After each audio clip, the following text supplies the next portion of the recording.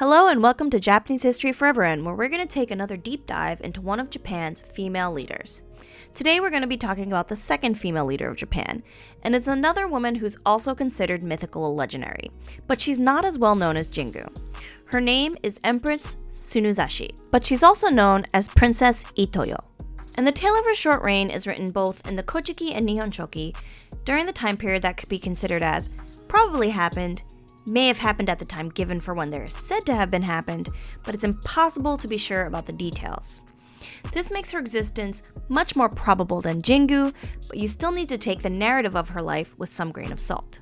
Additionally, the Kojiki and Nihonshoki vary slightly in their story of her, which I will let you know as we go on.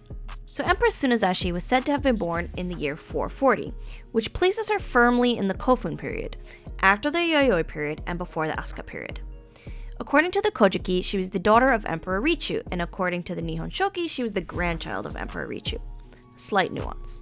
So a little bit about Emperor Richu, and the series of emperors that came after him. Emperor Richu is considered to be possibly one of the 5 kings of Wa that are written into the Chinese records as having sent tributaries to China. Following Emperor Richu is his successor Emperor Hanzai, then Emperor Ingyo, and then Emperor Anko, and then Emperor Yuryaku. And these 5 men are considered to probably be the 5 kings of Wa. And all of this happened within the same century, the 5th century, spanning the years 413 to 502. After Emperor Yuryaku is Emperor Seine and Emperor Kenzo, and Empress Tsunuzashi is believed to have ruled during a brief period between these 2 particular emperors. So while it's possible that she was the daughter of Emperor Richu, the Nihonshoki may have rewritten her as a granddaughter due to the sheer gap of time between her ascension and her supposed father's reign. Also note that her reign is written as having occurred in 484, but according to Chinese records, this may have been more likely at some point after the year 500. So close, but just a little bit off. But the story of the events that led to her reign actually begins a bit earlier, during the period right after the death of Emperor Anko.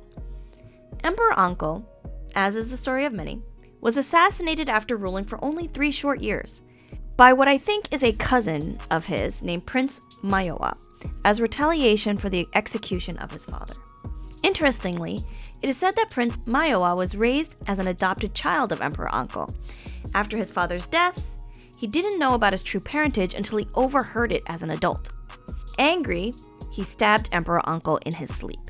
So what happens next is equally as dramatic. His brother, the future Emperor Yuryaku, murdered all possible rivals to ensure he would inherit the throne. But the 2 of Emperor Richu's male descendants were able to flee, and those are the future Emperor Kenzo and Emperor Ninken, who were possibly either the brothers or nephews of Princess Itoyu, who is the subject of this video. It's assumed that she herself also fled the province. So the problem came not after the death of Emperor Yuryaku, but after the death of his son, Emperor Seine, because Emperor Seine unfortunately did not have any children of his own and therefore had no heir. This was a possibility that Emperor Yuryaku must have not foresaw when he murdered all the male family members he could find.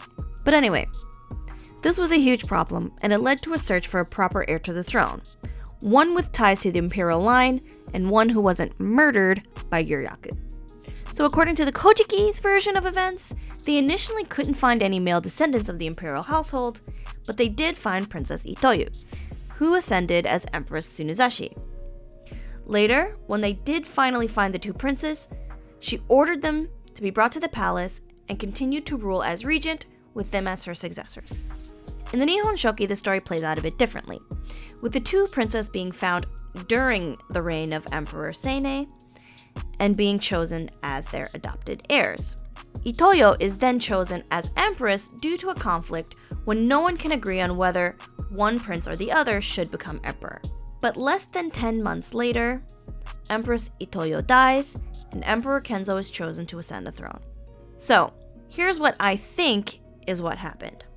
Since the Kojiki is written first, I sort of believe that this might be actually closer to the true story, with it being rewritten in the Nihonshoki to make the transition between Emperor Seimei and Emperor Kenzo more legitimate. But it is hard to say.